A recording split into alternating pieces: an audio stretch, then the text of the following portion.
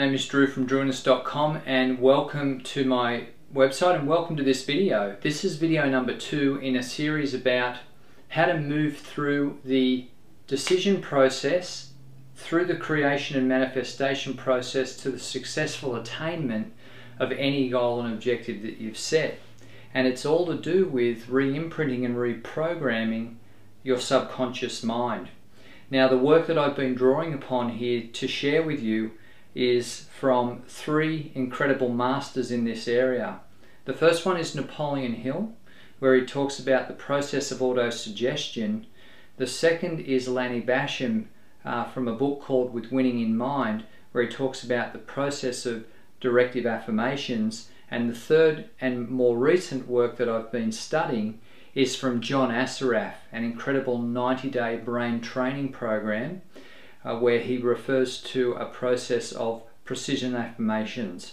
So what I'm going to share with you here is, like I did on the previous video, just a simple picture to try and get the concept across so everyday people like you and I can absolutely understand it, and therefore understand the real benefit by doing this all-important work to retrain or reprogram, re-imprint the subconscious mind to develop a new set of beliefs and habits and attitudes that will lead us on to take the right type of inspired action that matches any goal and objective that we want to achieve through the creation and manifestation process. So let's get into it. Now, what this picture actually depicts is, I'm going to draw a comparison between a computer system and what's happening with our brain. And essentially, if you sort of think about a computer system with the hardware, you know, the infrastructure and the operating system, when you've got a computer just with hardware and operating system, well, unless there's a software program running it, when you input data, there's no actual output. Nothing actually happens. Well, our body and our brain is just the same. If you consider it like this, that your body essentially is the hardware that houses all the infrastructure, the switches, the bones, the mechanisms, so on and so forth, and essentially the brain, the conscious mind, is like the operating system, Mac, XP, you know, whatever system it is. So you get the picture. So when you've got these two things combined, that's fantastic. You've got a system there, but unless you've got a piece of software laid into that that combined computer system, nothing's going to happen. Well, the subconscious mind is like that software program.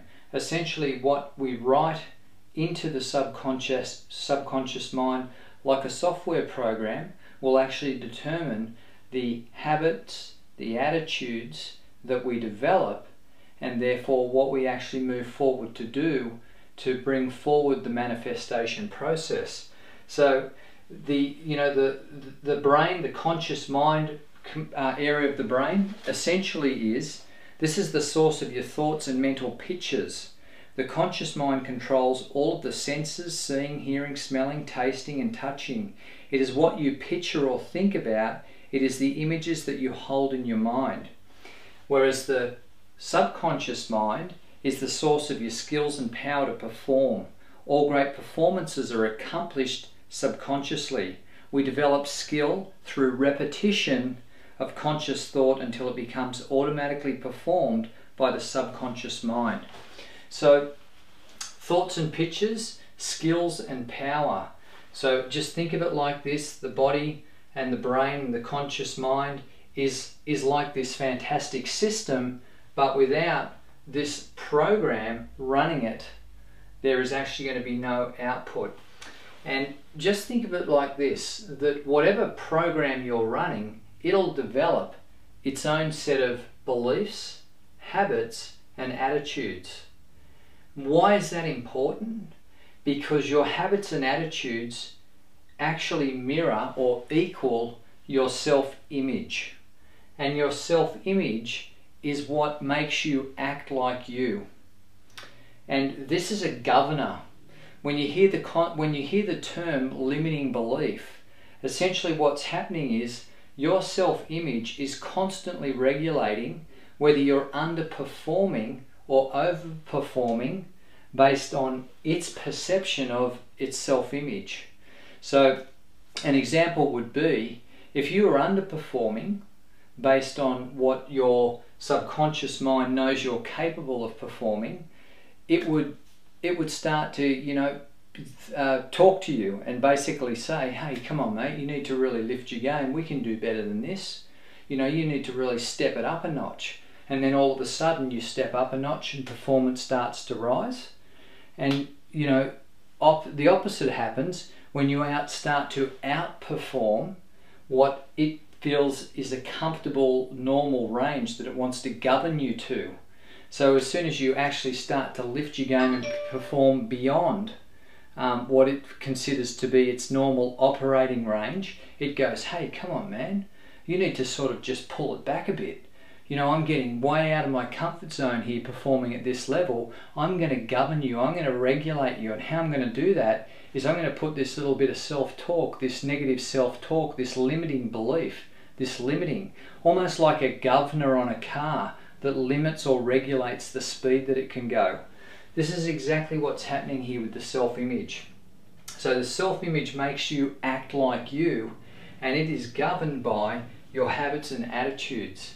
And they are developed by the program that you imprint or run in your subconscious mind. And this is why this is essentially something that's completely within your control.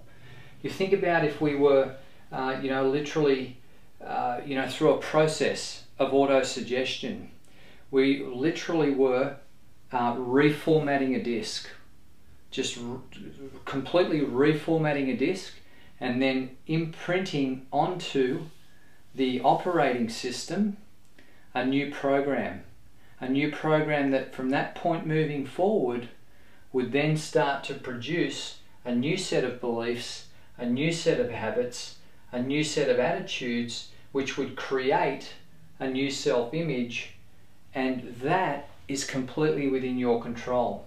And we know that self-image always equals performance because of this governing effect. So that's essentially what is going on. I've had a real blast producing this video for you, and I look forward to seeing you on the next video, because I've had a few people ask me, why are these 8 things over to the left hand side? Purpose, power, attraction, results, relationships, wellness, riches, liberation. Well, I'm getting to that, and we'll probably address that on the next video, but it's definitely all tied in to working with a system that can actually be reprogrammed through this process of auto-suggestion, through directive affirmations, through precision affirmations, and that is something that I encourage everyone to look more deeply into. My name is Drew. It's been an absolute pleasure. I look forward to seeing you on the next video.